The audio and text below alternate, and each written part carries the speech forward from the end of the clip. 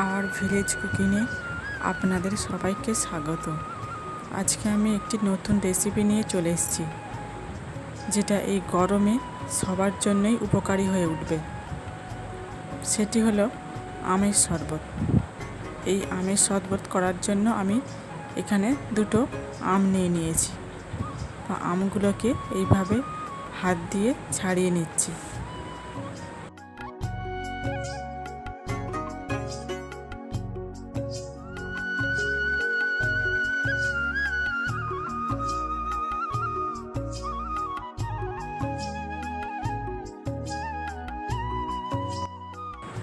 আমি আমগুলোকে এইভাবে গ্রেড করে নেব।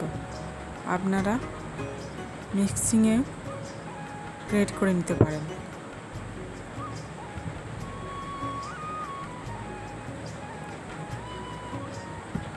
আমের শরবত করার জন্য অবশ্যই আপনারা একটু মিষ্টি দেখেই আম নেবেন, তাহলে খেতে ভালো লাগবে।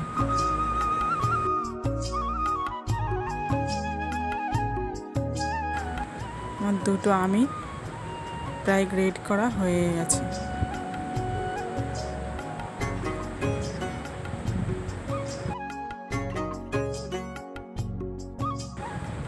এই গরমে আপনারা আমের শরবত খাবেন, খুবই উপকার পাবেন।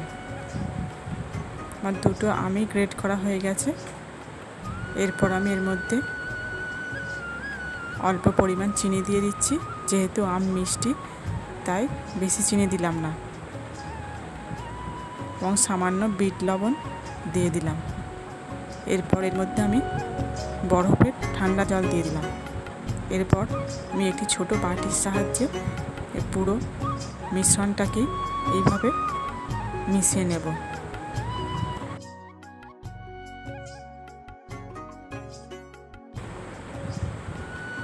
এতে সামান্য আমের দলা দলা থাকে, তবে আমি এই বাটির সাহায্যে এই দলাগুলোকে এইভাবে একটু ভেঙে নেব, তবে পুরোপুরি মিহি করব না। সামান্য দলা দলা থাকলে এগুলো মুখে পড়বে এবং খেতে ভালো লাগবে। আপনারাও এইভাবে ভালো করে ফেটে নেবেন। এরপর আমি দুটো গ্লাস নিয়ে নিয়েছি। এরপর শরবত পরিবেশন করছি। আমি যেভাবে শরবত করলাম, আপনারাও ঠিক এইভাবে বাড়িতে করে খাবেন, ভালো লাগবে এবং শরীরের পক্ষে তো খুবই উপকার। এর উপর সামান্য বিট লবণ, বাদাম কুচি ছড়িয়ে দিলাম। আমার আমের শরবতটা অসাধারণ হয়েছে। আপনারা কে কে আমের শরবত করে খেয়েছেন অবশ্যই আমাকে কমেন্ট করে জানাবেন।